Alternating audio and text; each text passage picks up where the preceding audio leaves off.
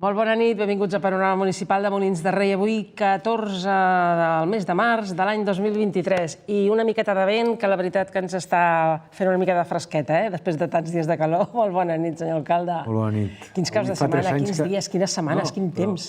Sí, però té raó, Però a banda d'això, 14 de març, Avui fa 3 anys que ens tancàvem a les cases, Déu-n'hi-do.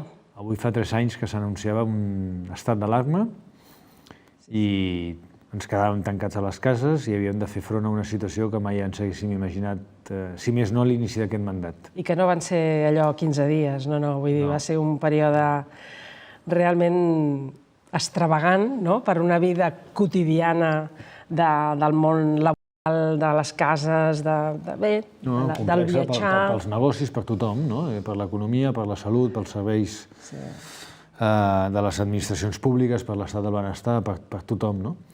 Un món canviant i un món que la setmana passada, a 10 de març, jo no ho recordo mai, està en estat d'alarma, en estat alfa 2 en prevenció d'incendis. També, clar. Fixi's quantes coses ens passen, no? Sequera, vent, vull dir que hi ha molts factors que s'ha de ser molt prudent, no? Ara, suposo que amb totes aquestes situacions que ara, de prevenció i tal, vull dir que des de la Generalitat es marquen pautes, però els ajuntaments són els que comuniquen i els als seus ciutadans, sobretot, vull dir, ja són els que ja estan preparats. No sé si hi ha especialment programes amb els temes de bombers, vull dir, una coordinació especial, protecció civil, advertències de no fer foc. I les associacions de defensa forestal, que en el nostre territori són importantíssimes en el que és el terme de Collserola, i tota la zona boscosa que tenim, i molt nombrosa, en el nostre terme municipal. Jo crec que, malauradament, venim d'una experiència molt intensa els 2 darrers estius, en el que hi ha hagut un nombre de dies en estat d'alerta molt importants, en el que tota la coordinació dels serveis d'emergència ha estat cabdal i on també la sensibilització dels nostres veïns i veïnes ha estat importantíssima. Cal recordar que quan s'activa un pla d'aquestes dimensions, un pla alfa, en un grau 2 en aquest sentit, que és un risc moderat d'incendi, a Collserola, per exemple, no tenim la possibilitat d'impedir l'accés, però sí que podem recomanar no accedir al parc. El darrer estiu, 2022, dels 80 dies d'estiu, 40 dies, el 50% dels dies vam estar aproximadament en estat d'alerta, amb un pla alfa, d'estar amatents pel risc d'incendi activat. I en tots aquests dies es va recomanar no accedir al Parc de Collserola. Ara ja tenim les dades, a més de l'accés que hi va haver a Collserola, en el conjunt del Parc Natural de la Serra de Collserola. I vam veure que més enllà que a l'agost no s'hi va, també veiem com hi ha una disminució important per precisament aquesta sensibilització en el moment que s'activen totes les fases d'alerta. Per tant, què vull dir amb això? La resposta ciutadana, sigui en una situació d'emergència com una pandèmia mundial que vam viure, sigui en aspectes que hem viscut en aquest mandat només, sigui amb un temporal glòria com vam viure just abans de la pandèmia, sigui amb aquests 2 estius que portem importantíssims, o sigui en la situació actual de sequera excepcional, la col·laboració ciutadana sempre és importantíssima. I ara és a la que hem d'apel·lar també, a tots, a la nostra sensibilitat també, per tal de mirar de disminuir al màxim el consum d'aigua, perquè la situació en sequera, per durabilitat i per intensitat, està sent molt severa. I, per tant, sort de les inversions que es van fer en el darrer episodi de sequera greu que hi va haver, doncs que han hagut més restriccions. Sort que vindran més inversions també, que no es podran completar fins d'aquí un temps, però malgrat tot, si no plou en la propera primavera, que això, doncs el nivell de restriccions anirà més. I per tant, per retardar al màxim el nivell de mesures, hem de tenir màxima col·laboració ciutadana, com en qualsevol situació d'emergència. Clar, hi ha una cosa que des de l'any passat amb la sequera, amb la calor, amb l'extrema calor, Es parlava molt del tema dels refugis climàtics, sobretot no només refugi climàtic pot ser un equipament en què la gent pot accedir al seu interior i refrescar-se, sinó també en aquests espais que es doten d'arbrat o d'elements que generen ombra. Però clar, aquest arbrat també requereix d'una certa alimentació aquífera, és a dir, de regar, de tal, clar, això arribarà un moment en què s'hauran d'ajustar... Això requerirà més despesa, en un sentit. El que sí que tenim prohibit és regar amb aigua de boca al llarg del dia, i per tant nosaltres que sí que volem preservar determinat arbrat, sobretot el que estem plantant actualment en projectes com el de la plaça d'Octubre, que justament aquests dies s'està plantant i s'està fent aquesta bosquina urbana enmig del centre del poble i que tindrem finalitzada a l'entorn de segona quinzena d'abril, el que sí que ja hem demanat és autorització, en aquest cas a l'àrea metropolitana, per anar a buscar aquests camions d'aigua que s'ompliran amb l'aigua reciclada de la depuradora del Prat, que és la que ens permetrà continuar tenint aquesta atenció al Prat i a la via pública sense posar en risc el subministrament d'aigua que diem de boca de xarxa normal. Per tant, una de les apostes no quedaria, una de les línies que s'està invertint molt i que realment és estratègica és tota aquesta reutilització d'aigua i totes aquestes línies, l'aigua és un recurs finit, si es tracta bé, cada cop hi ha més tecnologia que el que permet és no abocar-la al mar, sinó anar reutilitzant-la. I això és el que s'està fent. Fa poc vam conèixer com ara hi ha una part d'aigua des de precisament la depuradora del Prat que s'envia directament pel riu Llobregat fins a l'alçada de Molins de Rei, precisament, per mantenir un cert cabdal del riu en el tram final. Aquests tipus d'actuacions i d'inversions són els que estan fent, com insisteixo, el 2010, el 2008, amb aquella sequera, es va fer la desalinitzadora del Prat, que és la que ha impedit, bàsicament, que l'àrea metropolitana no hagi entrat en més nivells de restriccions, perquè és la que ha anat, en aquest cas, entre cometes, si em permet l'expressió, fabricant aigua a partir de l'aigua del Prat, treure-li de sal, fer-la aigua potable... Aquesta ha sigut la gran solució, perquè es parla molt de que es rega amb aigues freàtiques. Però clar, les aigues freàtiques, jo no sé si també en temps de sequera, aquestes aigues també estan... Però compte, si són aigües freàtiques que alimenten el consum de boca, com és i els pous, com és Molins de Rei, en aquest cas tampoc es pot regar amb aquesta aigua. I per tant, aquí és el que també tot just el decret es va publicar la setmana passada i és el que estem interpretant. Bé, i Molins de Rei, que és un dels punts fonamentals de pas del canal de la Infanta, que també és on te proporciona el rec a molts dels camps que tenim aquí al Baix Llobregat, també ha patit o hi ha alguna advertència d'alguna cosa? També cap als pagesos se'ls diu que, escolteu, hem d'anar mesurant el nivell d'aigua. És tots col·lectivament que hem de ser més reservats amb el consum d'aigua, sigui l'industrial, sigui el de la pagesia o sigui el domèstic, per no dir podríem dir el d'oci, que aquí també és el que s'ha de controlar molt. Li poso una xifra. L'any passat a Molins de Rei, la nostra precipitació mitjana d'un any és aproximadament 650 litres a metre quadrat. Precipitació mitjana d'un any. L'any passat a Molins de Rei van caure 359 litres metre quadrat. 50% menys. Pràcticament ens vam quedar a la meitat de pluja del que és la mitjana dels anys. No de l'any de més pluja, no. A la meitat de la mitjana. Portem molts mesos, com dic, d'una situació severa i que no hem sentit més, afortunadament, per les inversions que hi va haver el 2010, 2008. Però s'han de continuar fent inversions i això és el que esperem que vagi fent el conjunt de l'àrea metropolitana, el conjunt del govern de Catalunya, sobre el que en aquest cas recauen les competències. Bé, no sé si haurem de resar algun sant o posar alguna espelma, però la veritat és que, com això no canviï, haurem de canviar les nostres vides, també. de les nostres vides i del nostre Haurem comportament. d'anar adaptant perquè això també, és... certament, a molts consums i moltes dinàmiques que portem que s'han d'adaptar a les circumstàncies que estem vivint, totes provocades per un escalfament planetari, certament. Bé, estan arribant trucades i ens truquen de Bonavista. La veïna que truca parlant de Collserola diuen respecte al parc de Collserola, a més de recomanar no anar-hi pel perill d'incendis, ho controlaran d'alguna manera? El Parc Natural de la Serra de Collserola, per tranquil·litat d'aquest veïna de Molins de Rei, del barri de Bonavista, li hem de dir que es controla permanentment i després hi ha un dispositiu especial que entra en l'època que normalment és d'incendis, que acostuma a ser des de començaments de juny fins a començaments de setembre.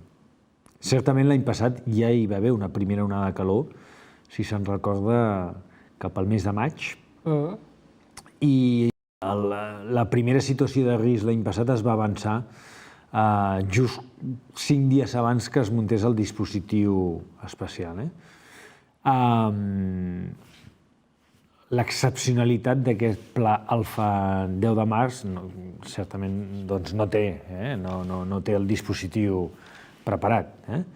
Això no vol dir que no s'estigui controlant amb els guardes forestals i amb una política que cada cop anirà canviant també de com es fa la vigília del Parc de Collserola. Hi ha tecnologia actual, que és un dels debats que hi ha en aquests termes, i en la vigília dels parcs naturals, que és que abans el que havia de ser era la persona que havia d'anar allà i havia de fer el control.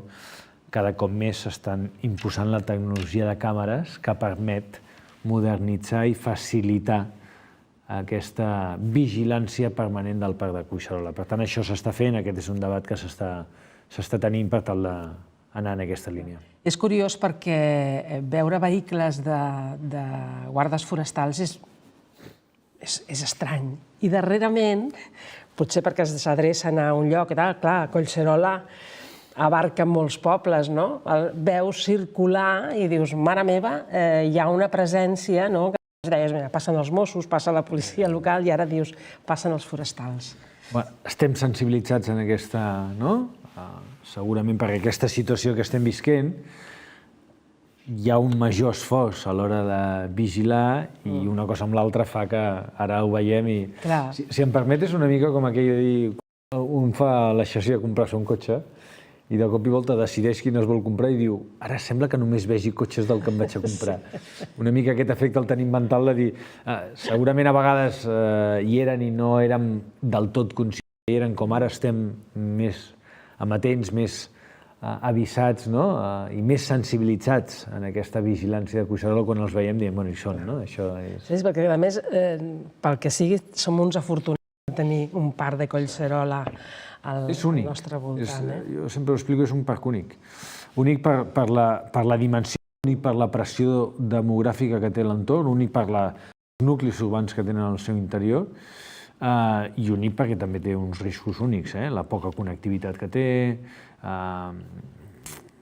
l'empobriment en part biològic que està tenint, que això també s'ha de donar un tomb, i alhora, quan diem que la pressió demogràfica té, també és únic per el nivell de visitants que té, perquè ho tenim a tocar i... No només van caminant, sinó que... L'any passat, el 2022, vam aconseguir recuperar nivells normal d'usuaris al Parc de Collserola, però fixi's que veníem del 2019 amb 4,9 milions de visitants. L'any 2020 i 2021, que van ser anys extraordinaris perquè la gent no podia anar en alguns moments ni al Garraf, ni de bon tros al Pirineu o escalada a Collserola. Sí. Vam arribar a tenir 6,2 milions de visitants. I el 22 sembla que ja s'ha normalitzat, ha continuat l'alça, però de 4,9 del 19 del 5,1 del 22. Hem deixat els nivells dels 6 milions de visitants del 20 i 21. La gent una mica tenia ganes de trobar-se amb la natura. No, és que la necessitat que no podien anar enlloc més i estaven allà, sí. Bé, ens truquen del canal i el veí o veïna que truca diu per què han canviat de lloc el trencaclosques? El trencaclosques l'hem canviat de lloc perquè com a conseqüència de l'increment de demanda de les llars d'infants que es va produir en aquest curs 2022-2023 i en la previsió que aquesta vagi incrementant com a conseqüència d'una decisió de la Generalitat de Catalunya de fer que l'I2 fos gratuït, nosaltres tenim per proper curs 2023-2024 la necessitat d'ampliar una llar d'infants com és la llar d'infants de la Traca. L'edifici al costat de la llar d'infants de la Traca és l'edifici que acollia Trencaclosques i per tant s'estan fent les obres per tal que aquell espai, que antigament ja era una llar d'infants, del Cargol, doncs passi a tenir espais de la llar d'infants de la Traca i aquesta pugui augmentar en un grup d'I1 i en un grup d'I2. És per això que el Trencaclosques l'hem portat al lloc que ja estava abans. Que era barri? No, al mateix barri del... el Centre Comunitari Pont de la Cadena, de manera que estem fent tots els preparatius perquè l'any que ve, en el curs 2023-2024, puguem ampliar l'oferta educativa de llars d'infants amb un grup més d'I1 i un grup més d'I2. Clar, és més una qüestió d'una decisió de la Generalitat que no pas un tema demogràfic que hagi... Exacte. Ve provocat per la decisió de la gratuïtat de l'I2, no pas per un augment demogràfic, que sí que ha provocat és un increment de demanda de l'I1 i de l'I2. I per estabilitzar la manera a partir de la qual l'any passat vam respondre a aquest increment d'oferta, necessitem aquests dos espais pels curs 23-24. Com ho vam respondre l'any passat? L'any passat vam respondre amb increment de ràtios, amb tota una sèrie de decisions que no és adequat mantenir-les en el temps. I per tant volem tornar a tenir ràtios que toca, és a dir, el número d'alumnes d'infants que toca en cada aula, no aquest increment de poc que ens permet la llei però que hem hagut de fer aquest any per tal de disminuir les llistes d'espera, i això que vam fer l'any passat, que ens va ajudar a disminuir la llista d'espera de 55 places fins a 11 només, doncs ho volem millorar per al curs que ve, per això necessitem fer aquestes obres que estem fent allà on hi havia el Trencaclosques. Aleshores, això vol dir que no serà en aquest curs, sinó en el curs que ve... El curs 23-24. 23-24, sí, que com qui no vol la cosa... Per això estem fent les obres ara. Com qui no vol la cosa, d'aquí 4 dies ja s'acaba el 22-23. És que estem al març i... I hem passat la fira. Sí. Ja estem enfocant Sant Jordi. Ja està. Setmana Santa i Sant Jordi, ja. Déu meu, tremolem. Ens truquen del barri centre i el veïó veïna que truca diu: quan començaran les obres del Parc de les Palmeres? Doncs dilluns que ve. Ràpid, això. Dilluns que ve. No sempre tenim una resposta tan ràpida. Dijous, d'aquí 2 dies, demà ho presentarem públicament i dijous fem la reunió amb els veïns del barri del Canal, de manera que les obres, avui s'ha aprovat el pla de seguretat laboral del projecte i el dilluns és el dia que està previst que comencin aquestes obres, d'una actuació molt interessant, molt esperada, molt ambiciosa i d'un cost important, són 2 milions d'euros, per reformar i poblar, podríem dir, de natura aquest parc de les Palmeres, que a hores d'ara té pocs elements naturals i el que perseguim és que sigui un espai adaptat a aquest canvi climàtic que dèiem del segle XXI i que, per tant, el que és ara mateix un espai poc ombrívol, doncs passi a ser un espai ombrívol a l'estiu i, per tant, passi a ser un refugi climàtic natural. Les palmeres continuaran? Les palmeres continuaran. Les que van sobreviure a la plaga de l'escorbut que vam tenir ara fa uns anys i que van sobreviure la majoria, es queden i el que fa és interposar diferents elements naturals entre arbustives i arbres per tenir diferents nivells de vegetació i a diferents alçades per mirar de garantitzar el màxim d'ombra al llarg de tot l'any. Parcs infantils n'hi haurà? També. I un espai per activitats i és una millor, pensi que és un parc de o sigui, l'actuació pensada en pràcticament més de 9.000 metres quadrats. Per tant, és un equipament, és una plaça que fa de bisagra, que fa de connectivitat entre el que és el barri de la carretera, el centre del poble i el barri del Canal i el barri del Pont de la Cadena i la veritat és que és una reforma molt ambiciosa que també comporta la plataforma única d'un carrer i tota una sèrie d'actuacions molt interessants. I això comença dilluns que ve, dia 20 de març. Dilluns que ve, el qual vol dir que això hi ha una part del barri que queda El que estem demanant és que, perquè això coincideix amb unes obres que començaran també el 11 d'abril, que són la segona fase de les obres del passeig Pi Margall, i per tant les obres del pont de la Cadena, en principi, al començament només s'afectarà la part central del parc per no coincidir les afectacions viàries en les dues obres a la vegada. O sigui que també anirà canviant sobre el tema de la circulació. Bé, ens n'anem al barri de les Conserves. Parlant de sequera, el veí o veïna que ens truca diu: amb la sequera es podrà obrir la piscina municipal a l'estiu? La piscina municipal ja està oberta ara i, per tant, no té cap canvi d'ara ni a l'estiu. No és una piscina que omplim cada estiu i la buidem, és una piscina que està operativa els 365 dies de l'any. Per tant, no hem de patir en absolut, tot i la situació que ens requereix sensibilitat, no hem de patir en absolut per la programació de la piscina municipal. I el que respecta a aquestes finques que puguin tenir piscines o bé comunitàries o particulars, tindran també la mateixa consideració? Aquestes, ara, sincerament, sé que tenen un nivell d'afectació, no li sé concretar, perquè tot just va sortir el decret de la sequera i ens hem focalitzat primer en el que afectava tota la via pública i tampoc ara és el moment. Tot està publicat, jo ara no soc conscient, però en qualsevol cas sí que tota la informació es pot trobar a l'agència, a la pàgina web de l'Ajuntament, segurament, i a les diferents xarxes perquè s'ha publicat. Bé, ens truquen de les Guardioles i el veí o veïna que truca diu: és cert que posaran bicicletes elèctriques? Com funcionarà aquest servei? Podem anar a altres municipis o només per Molins de Rei? Doncs agraeixo molt aquesta pregunta, perquè primer de tot, sí, Molins de Rei, tot i originàriament està dins de la segona corona tarifària, però per primera vegada entrarà en la primera fase de la implantació d'un nou servei, el servei de bicis elèctriques de l'àrea metropolitana. No són pas els 35 municipis de l'àrea metropolitana, més que Barcelona, som uns quants només, dels quals Molins de Rei hi és. Això què vol dir? Que tindrem 6 estacions de bicicletes a Molins de Rei, dotades amb 50 bicicletes. Una estarà precisament a les Guardioles, l'altra estarà al barri de la Granja, a la zona de la biblioteca, al barri del Canal, també a la zona de piscina, i a l'estació de Renfe, evidentment.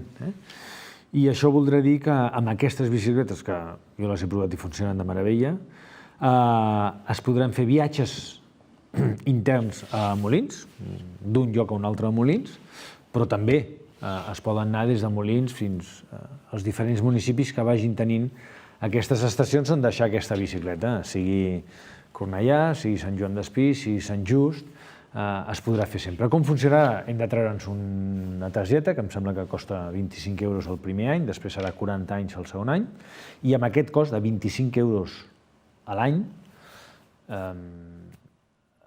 o 40 a l'any, el segon any, que serà menys de 4 euros al mes, doncs podem fer tots els desplaçaments que vulguem que no superin els 30 minuts.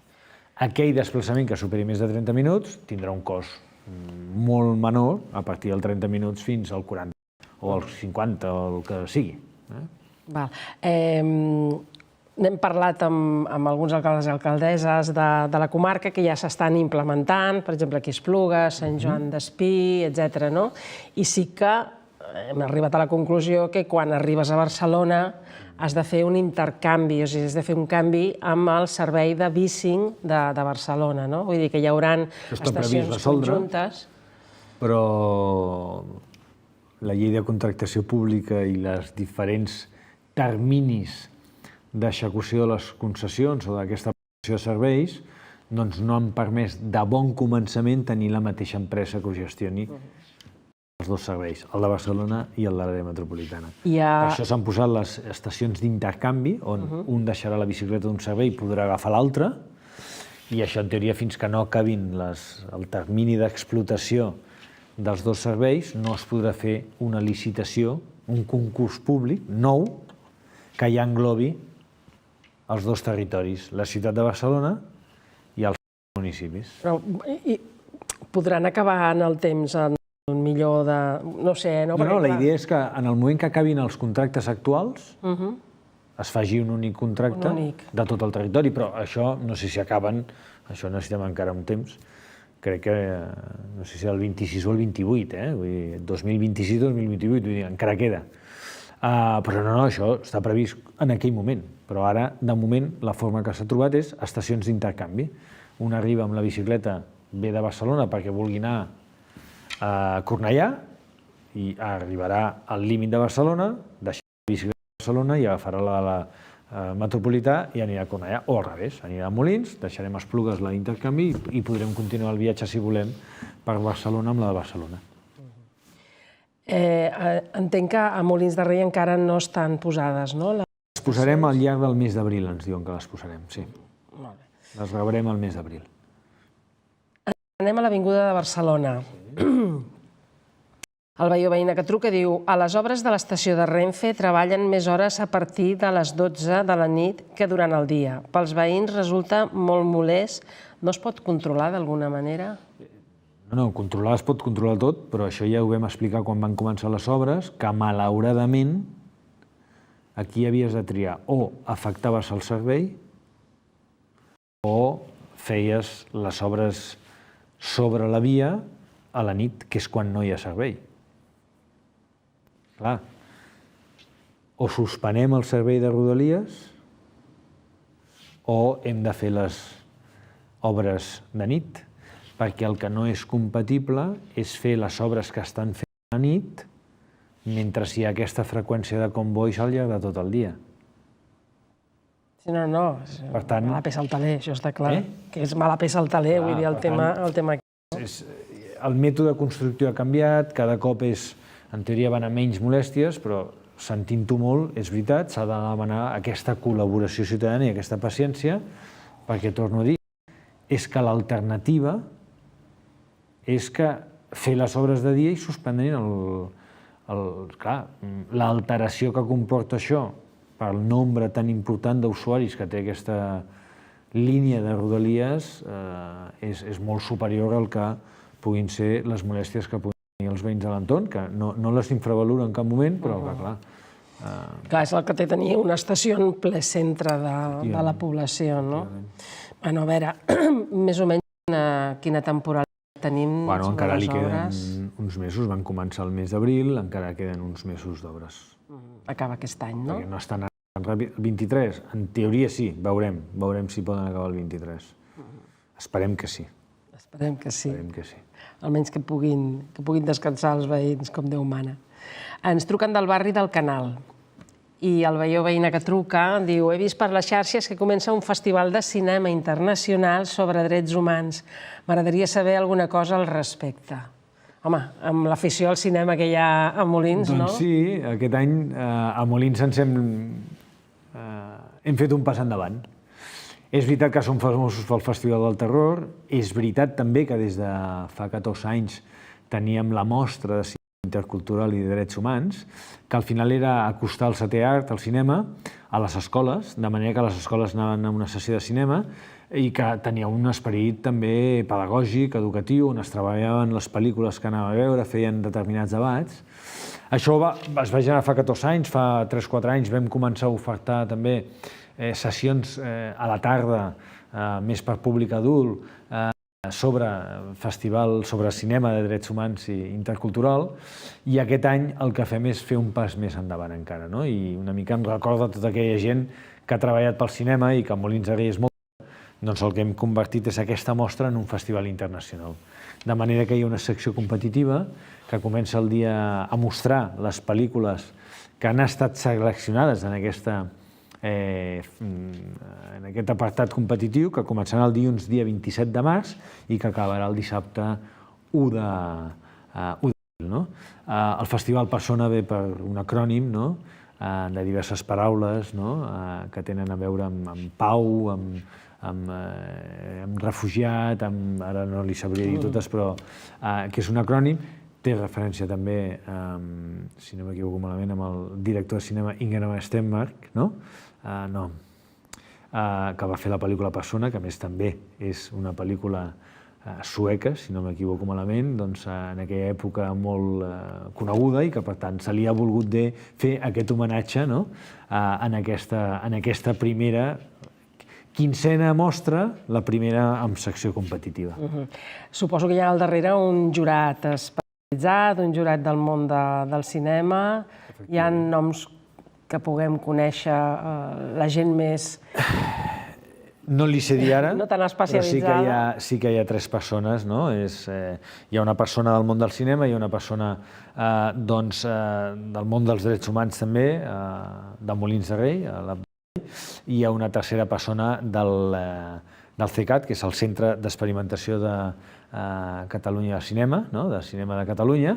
Al Santi Lapeira hi ha també una actriu, que ara mateix no me'n recordo el nom, que és la que forma part del jurat també. No serà la veïna famosa que té Molins de Rei, no? Sílvia Bel. No. Podria ser, però... Podria ser, sí.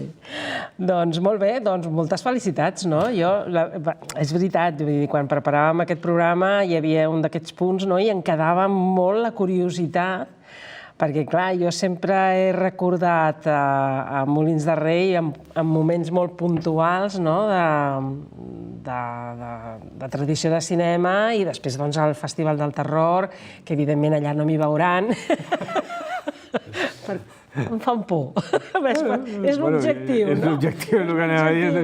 Doncs jo ja l'objectiu ja el dono per donat, no? Però vull dir que fer festivals d'aquesta mena i a la comarca dona molt de renom, no? Tenim Cervelló amb el Cinema Natura Internacional també. Vull dir que aquestes coses que surten des de poblacions del Baix Llobregat donen també molt de renom a la comarca. Bueno, la potència cultural de la comarca també, que no tot ha de ser Barcelona, certament. Sí, no, menys mal. Bé, ens truquen del barri de la Granja. Diu, per què no volen fer unes normes pels patinets? De fet, ho han fet molts municipis, però perquè d'alguna manera s'ha de regular perquè van per on volen i com volen. Intueixo per on ve aquesta norma, aquest veí o veïna del barri de la Granja, perquè sí que jo em vaig sorprendre quan hi va haver una notícia que bàsicament ho agafava des de la... No, més que una notícia, això ve per una moció, d'una notícia d'una moció, millor dit. Sí que es va titular dient el govern no vol fer... Això formava part de tota una moció que se'ns va entrar en termes de mobilitat, en el que bàsicament el que vam explicar que estàvem fent la majoria de les coses que fèiem i per tant era més en el terreny polític, que no és la primera vegada que hi havia un grup municipal que ens entrava en mocions respecte a mobilitat dient-li, escolta, és que estem fent això, estem fent això, estem fent això i estem fent això, i tot i així ens continuen entrant mocions al respecte. I per tant, nosaltres com a govern diem, escolta, estem en contra d'aquesta moció perquè no veiem l'oportunitat política d'entrar-hi quan ja t'acabem de dir que estem fent tot això. És veritat que després hi va haver algú, un mitjà, que a partir d'aquesta moció ho agafa des de la perspectiva de el govern no vol, no és així. És a dir, per tant, jo desmenteixo categòricament que no vulguem fer una normativa. Primer, en el tema dels patinets i els vehicles d'autonomia personal, hem fet campanyes constants perquè compleixin la normativa vigent. És una normativa general per a tots els pobles i ciutats. No estiguin a les voreres, sinó que estiguin a la calçada. La vorera ha de ser per les persones, la calçada ha de ser per les bicicletes, pels vehicles i pels cotxes. I després nosaltres en cap moment hem dit, si hem d'anar més a nivell de restricció, a nivell de seguretat, ho farem. Ho farem. És a dir, jo el que demano és que no es treguin conclusions en aquest sentit a partir d'una moció que s'ha de contextualitzar segons el que diu la moció, segons com es presenta aquella moció i sobre en quin moment es presenta aquella moció, i llavors es tregui un titular de no, el govern diu que... No, home, no és això, no. És que si no ja no faríem les campanyes que estem fent constants, de sanció, de pedagogia. Som els primers que estem preocupats per aquesta endreçada que hem de tenir de l'espai públic, no? I per tant, no, tranquil·litzar aquest veí o veïna del barri de la Granja perquè farem el que calgui per certament pacificar l'espai públic a partir de la diferent compatibilitat que han de tenir els vehicles de mobilitat. Jo, quan van començar a parlar sobre els temes de trànsit i de les normes que es posaven i tal, sí que vaig sentir que potser hi ha pobles en què exigien que portessin casc i altres que no, però vull dir que amb el tema de la circulació això és impepinable per tothom, és a dir, és una norma general que s'aplica, una norma de trànsit, no? Per cert, hi ha hagut moltes multes o advertiments, o hi ha hagut molta moguda amb el tema dels patinets, o inclús bicicletes, perquè clar, estem parlant sempre dels patinets, però també les bicicletes. Jo no sé si li recordo 180 aturades en una campanya concreta de fa uns mesos, i durant un període molt concret, i el número de sancions jo ara no li recordo, però es fa un treball constant per vetllar que això no passi. Continua passant? Sí, home, tampoc li diré ara... Hem aconseguit que no, continua passant. No, clar. I els cotxes segueixen... Indisciplina als cotxes, exactament, indisciplina als cotxes continua, no? Avui he fet una reunió amb uns veïns que estaven fent obra i diu, bueno, ja, però és que aquest carrer, la de vegades entra en contradirecció. I dic, no, sí, m'ho crec, perquè... És a dir, si està en un cotxe que forma part de la nostra cultura des de fa 100 anys, continuem cometent irregularitats. Ara bé, hem d'avançar en aquesta normativa per impedir aquestes irregularitats, no? Bé, ens truquen del barri Centre i pregunta el veí o veïna, diu, quan es farà el sorteig dels pisos de protecció oficial de les Guardioles? També m'agradaria saber si hi ha hagut moltes sol·licituds. Jo ara mateix el nombre de sol·licituds totals que hi ha hagut no s'estan acabant de comptabilitzar. El període d'inscriure's en el cens de sol·licitant d'habitatge de protecció oficial va finalitzar el 3 de febrer. Llavors, l'Incasòl necessitava 3 mesos per recollir i incorporar totes aquestes sol·licituds i a partir d'això publicarem les llistes i a partir que la llista sigui definitiva és quan es farà el sorteig. Quan està previst, segons això, fer el sorteig? Si febrer, març i abril són els mesos que estava contemplat que es fes aquest període perquè l'Incasòl l'incorporés, el maig és el període de les publicacions, jo crec que el mes de juny ja estarem en condicions de fer aquest sorteig. Compra o lloguer? Aquests són de 100% de lloguer, són 61 habitatges de lloguer. Per a la població en general? Per la població en general, però fem paquets per diferents col·lectius. Hi ha un tant per cent d'habitatges reservats per la població en general, un tant per cent per la població jove, un tant per cent per la població de gent gran, un tant per cent per la població i el col·lectiu de discapacitats i un tant per cent pels monoparentals. Això vol dir que seran pisos amb unes característiques determinades, si són per persones amb mobilitat reduïda... Sobretot els de la discapacitat. La resta no, la resta són els mateixos. Bueno, suposo que deu haver-hi molta petició. No, segur que en el lloguer sí, perquè certament són uns preus molt per sota del que és el preu de mercat. Ens surt pràcticament a 9 euros al metre quadrat. Això vol dir que un habitatge de 60 metres quadrats està a l'entorn de 550 euros de lloguer. Malauradament, això està molt per sota del preu en el que el lloguer està arribant a la nostra zona metropolitana i concretament a Molins de Rei. Molins de Rei també s'ha vist afectada per aquesta pujada de preus de lloguer. Això és una taca d'oli que malauradament s'expandeix per tota l'àrea metropolitana i avui una persona em deia que clar, fa poc vaig llegir que un municipi com Gelida s'ha doblat el doble ja. Això, clar, les magnituds no són les mateixes segons on estem, però el creixement és concèntric d'àrea metropolitana. Això fa més necessari que mai les polítiques d'habitatge. Aquí molts recursos de moltes administracions i molta durabilitat en el temps. Mai hem d'estar satisfets de tot el que estem fent. Ara bé, si em permet, nosaltres en aquests 4 anys hem complert el que vam dir que faríem. 150 habitatges de protecció oficial, dels quals 90 han estat de compra. Els primers 2 blocs que es van llançar van ser de compra i aquests 60 són de lloguer, que són aproximadament aquests 150 que ens vam comprometre a entregar, fer i entregar, tot i que vindrà per uns mesos, en aquest mandat. I el que diem, estem en condicions del proper mandat fer 150 habitatges més de protecció oficial, dels quals en el proper mandat segurament 50 seran de propietat i 100 seran de lloguer. Això vol dir que hi ha espai, hi ha sol... Aquestes parcel·les n'hi ha dues que estem en tràmits per mirar de cedir a l'IMSOL, ja que siguin de 2 finques de lloguer, i una altra que estem amb els tràmits del conveni també amb l'IMSOL per veure com ho acabem resolent i que en el proper mandat es facin realitat. Hi haurà també una transformació de barri, com pot ser el tema de les Guardioles o altres barris, que ha sigut un canvi... Molins de Rei està arribant als límits. Molins de Rei, l'últim barri que havia d'edificar de nova construcció és les Guardioles. Modificacions o variacions del nostre paisatge es produiran per alguns plans parcials que tenim, no gaires, però alguns, i pràcticament Molins de Rei estarà en la línia d'exhaurir el que és la nova construcció. Què li queda? Li queda doncs aquelles finques antigues, aquelles finques d'una o 2 plantes, alçades, i que pot tenir edificabilitat fins a 4 alçades. Això passa a l'Avinguda Barcelona i València, això ens passa en llocs també del casc antic. Aquesta és la que tenim.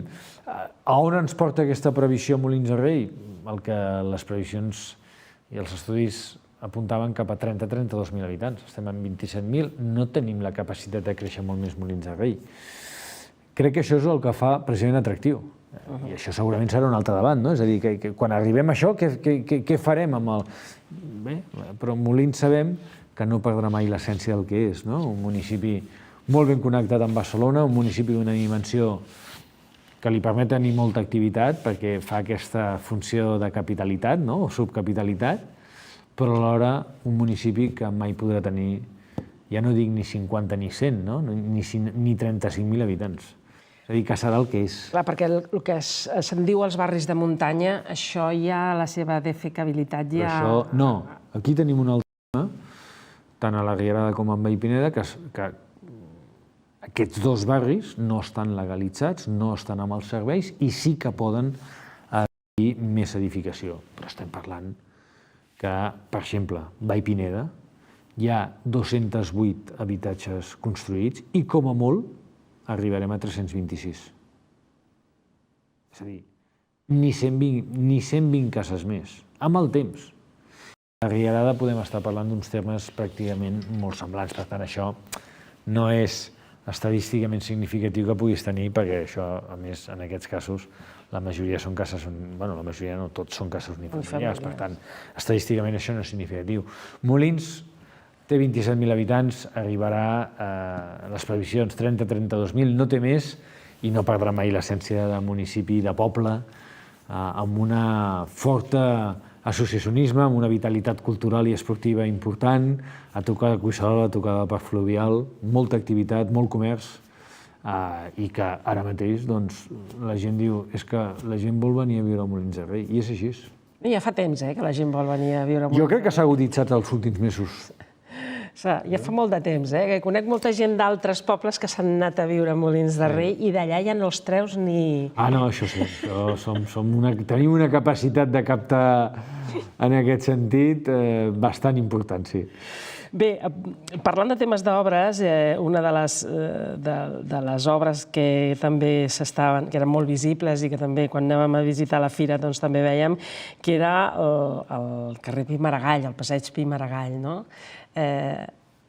S'estan acabant, hi ha una nova fase... La fase d'obres, la primera fase d'obres ja es va acabar, jo crec que ara llueix de forma magnífica, inclús diria que s'ha revitalitzat el comerç en aquella zona, i ara, precisament just després de Setmana Santa, l'11 d'abril, comencen les obres de la segona fase del passeig Pi Maragall. Avui hem fet la reunió amb els veïns explicant les incidències i les molèsties que hi haurà amb aquestes obres, unes obres que han de començar l'11 d'abril i haurien d'acabar com a molt a l'11 d'agost, per un import de més de 350.000 euros, i que el que ens permetran és guanyar un nou carrer des del fet de poder ampliar voreres, un nou carrer que no té arbres, que ni que sigui nou tindrà arbres, estesos al llarg de les seves 2 voreres, que ens permetrà pacificar en part també el trànsit la circulació de cotxes que hi ha, i un carrer que, en definitiva, continuarà sent el lligam entre el casc urbà i el que serà el nou parc Pont de la Cadena, i llavors el parc també del Llobregat i la zona i barri del Canal. Per tant, teixim més connectivitat, teixim més amabilitat i dignifiquem més l'espai públic amb aquestes obres. Molt bé, i no m'agradaria acabar el programa. Hi ha dos temes, però hi ha un tema que és més així esportiu, que és Molins de Rei i la Volta Ciclista a Catalunya. Què passa? No passa. No, ja ens ho va avançar l'altre. Volem que arribin a Molins i aquest any arribaran. I arribaran. I aquest any, el dissabte 25 de març, gaudirem d'aquest final d'etapa. O sigui que estem parlant ja de... De fet, d'avui en 6 comença la Volta Ciclista. Comença, si no m'equivoco, a Sant Feliu de Guíxols el dilluns dia 20. S'acaba el 26 a Barcelona, el 25 hi haurà aquesta etapa que començarà a Martorell, acabaran a Molins, no ho faran en línia recta, que si no serien 20 quilòmetres, i és una etapa que faran Martorell-Molins, però que faran 177 quilòmetres, anant-se'n fins a Terres de Lleida i tornar a venir a Molins de Rei, amb un pas per la Creu d'Aragall, per Fontpineda, per trossos de muntanya interessants, no? Déu-n'hi-do. I que estem amb moltes ganes de rebre-la, de gaudir-ho i de veure l'ambient que hi haurà a Molins de Rei amb l'arribada de la Volta Ciclista a Catalunya. Què significa ser al final d'una etapa? Home, significa molt. Significa, primer, molta preparació per part del poble i dels tècnics, perquè han de preparar moltes coses per acollir a tot, al final, una gran família, que són moltes persones, que es desplacen diàriament preparant logístiques d'arribada i de sortida. Pensi que són entre corredors, organitzadors, sponsors, són quasi 800 persones de campanya fixa. Es van traslladar. Amb una logística important de, no sé si són 18 equips professionals que venen, que porten els seus 6 o 7 corredors i tots els tècnics, mecànics, auxiliars que porten al darrere. Després, insisteixo, els propis organitzadors de la Volta i tots els treballadors que fan això. Això és important, això ens situa en el mapa, això ens lliga. Miri, en 2 mesos haurem lligat el nom de Molins de Rei a 2 institucions o 2 esdeveniments importants, un com la Volta Ciclista de Catalunya, que mai havia acollit, Molins mai havia acollit l'etapa de la Volta Ciclista de Catalunya, i això no deixa de ser protagonistes d'un aconteixement esportiu que té una audiència mundial de 190 països i que posem a Molins de Rei en el mapa i que ens permetrà explicar que Molins de Rei està fent coses com el Museu del Renaixement, perquè aquest és el motiu. I segon, ahir presentàvem la càtedra del Renaixement a la Universitat de Barcelona i per tant hem lligat també el nom de Molins de Rei a una institució tan important com és la Universitat de Barcelona. I amb un objectiu a vegades tan poc recolzat, podríem dir, com el fet que s'uneixen 2 administracions públiques, un ajuntament i una universitat, per promoure els estudis, per promoure el coneixement, les activitats a l'entorn del Renaixement.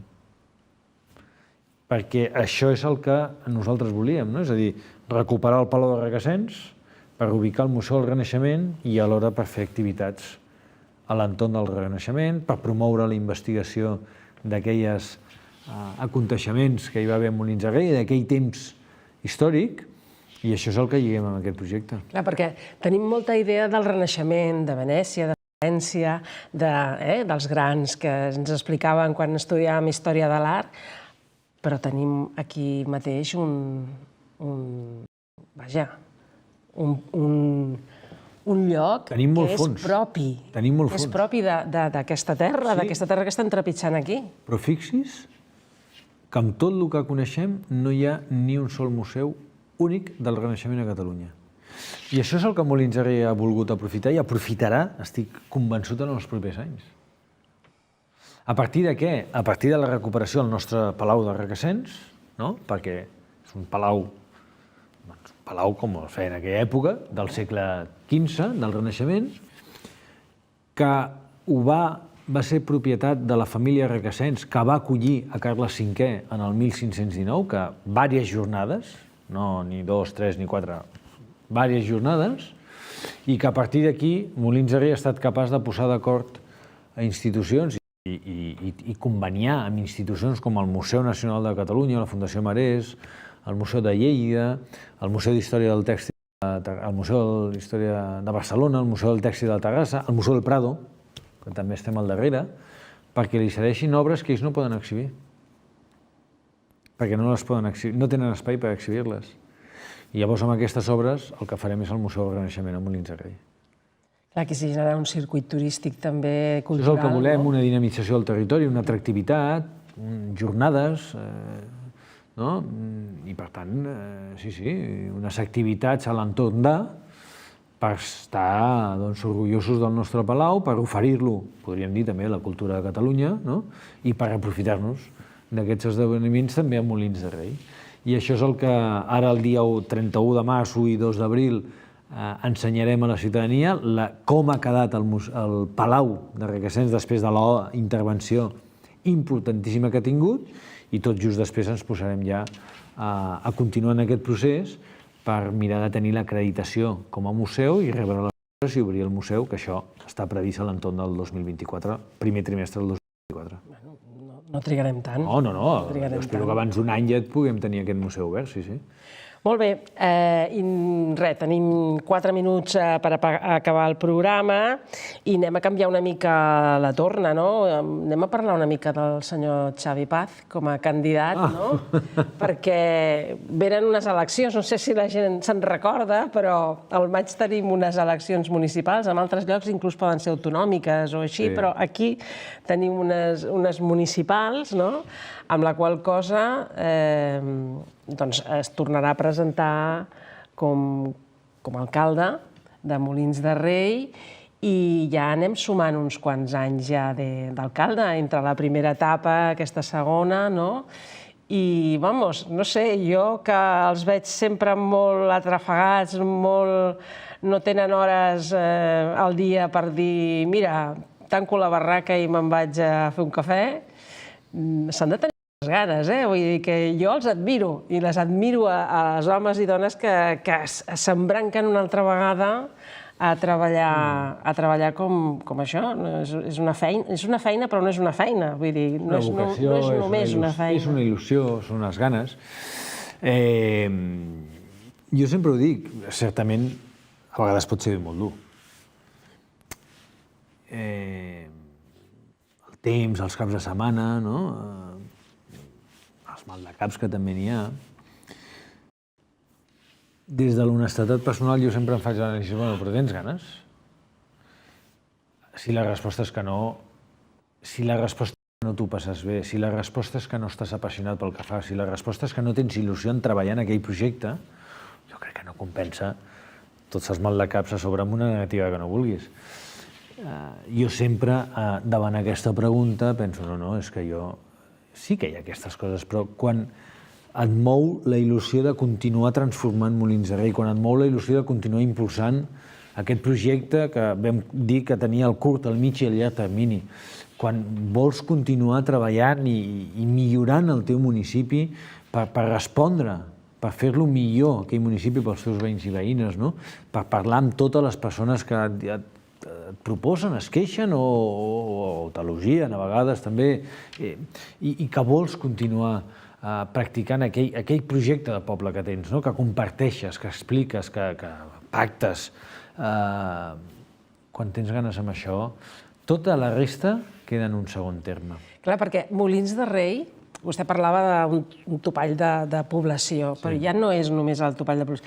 Molins de Rei té una vida molt pròpia de Molins de Rei, vull dir, la gent en aquest sentit s'ha organitzat molt bé al llarg de la història, han generat entitats, etc. Que això és satisfactori, però també és un focus suposo, d'activitat i de discrepàncies i d'intentar coordinar i que tothom, la gran majoria, surti ben parada, no? Vull dir que al cap i a la fi del que es tracta és de mantenir, jo crec que en el cas de Molins o altres poblacions molt similars, sobretot de mantenir la seva pròpia idiosincràsia, no? Crec que aquest és el respecte i la idea, i bàsicament la consciència, jo crec que de la majoria de les forces polítiques de Molins, no? A vegades que sí que hi ha hagut, en èpoques passades, allò, no, però és que aquests no ho veuen així. Jo crec que al final s'ha demostrat, perquè ja pràcticament hem governat tots. Sí, vaja, perquè hem passat de diferents colors. Vull dir, sempre he vist molt d'entusiasme. I torno a dir, però que a més, malgrat hem anat passant alcaldes de diferent color de Molins de Rei, no hem modificat aquesta idea i, per tant, ens l'hem fet nostra tots, no? Lògicament, col·laborant amb les entitats, perquè és importantíssima amb els veïns i veïnes, però des d'aquesta passió. És que si això no ho fas, si això no tens il·lusió... I, escolti, sí, jo em vaig fer aquesta pregunta el juny de l'any passat, la vaig fer al meu entorn i als meus companys, i ells hi confiaven, ells i elles confiaven, i estic amb aquesta aventura que m'apassiona i que ens fa estar molt esperançats i molt il·lusionats per les properes eleccions. No li puc negar el contrari. Això sí, amb tota la humilitat, sent conscients d'on estem, amb totes les ganes de lligar i de tendir ponts, però majoritàriament hi ha un tant per cent de població que ens diu, escolta, és que fa temps que no veiem una estabilitat com hi ha hagut en aquests 4 anys a Molins de Rei, una visió de poble que comparteix molta gent, que s'han fet coses que us esteu deixant la pell i que a més us heu centrat en Molins, perquè bàsicament és el que hem fet, no? I això és el que ens fa estar esperançats per tenir, de nou, recolzament majoritari de la població. Bueno, també s'ha de dir que són potser de les eleccions més properes que té un ciutadà, perquè sap que aquest govern municipal que es pugui formar serà el que està allà a l'Ajuntament i que podem accedir-hi i que podem dir la nostra. Bueno, senyor alcalde, és així.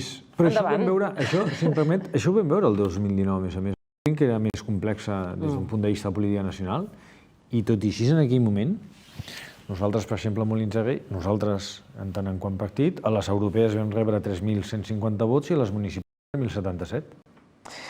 Doncs molt bé, senyor alcalde. De totes formes, ens tornarem a veure a l'abril, que tenim per endavant Sant Jordi.